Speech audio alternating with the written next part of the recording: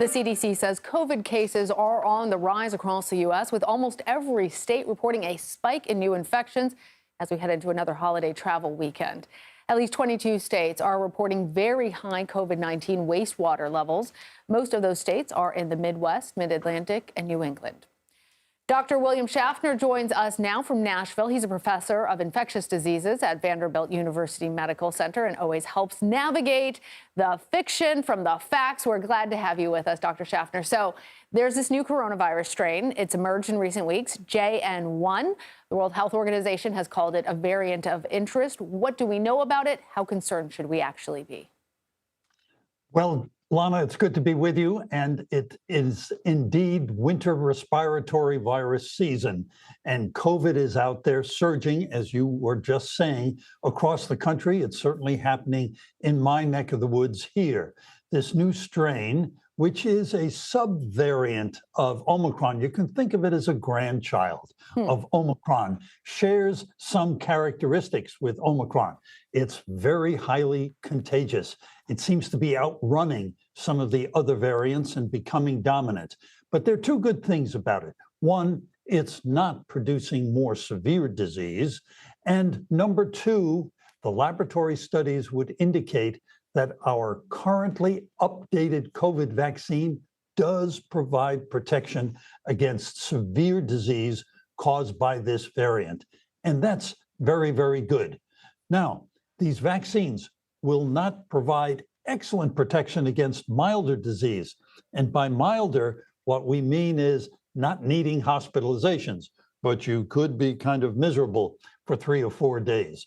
But protection against hospitalization, intensive care unit admission, protection against dying.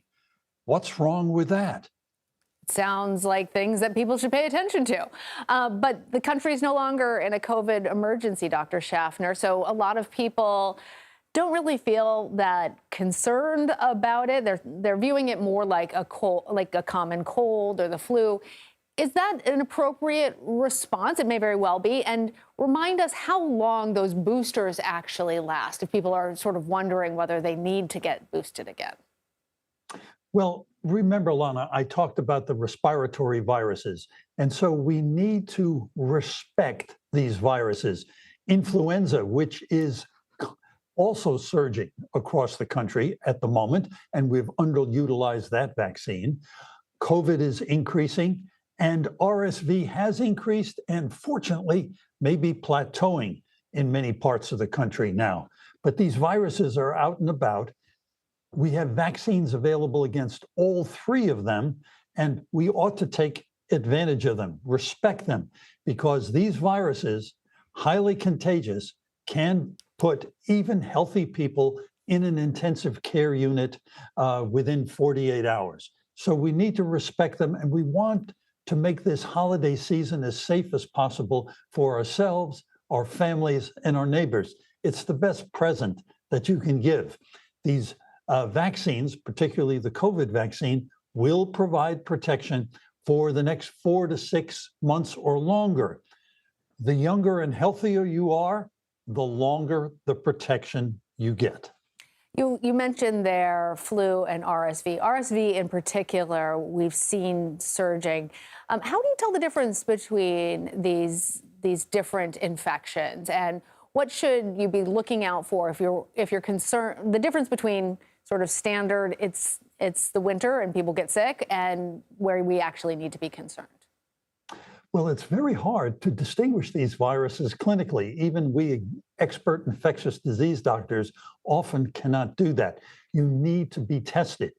And here I'm going to emphasize, Lana, people who are at increased risk of these serious infections: older persons, people with underlying illnesses, heart disease, lung disease, diabetes, any kind of chronic illness, persons who are pregnant, persons who are immune compromised. If you get sick, please contact your healthcare provider, get testing, because particularly for flu and for COVID, we have medications that can make the illness less serious.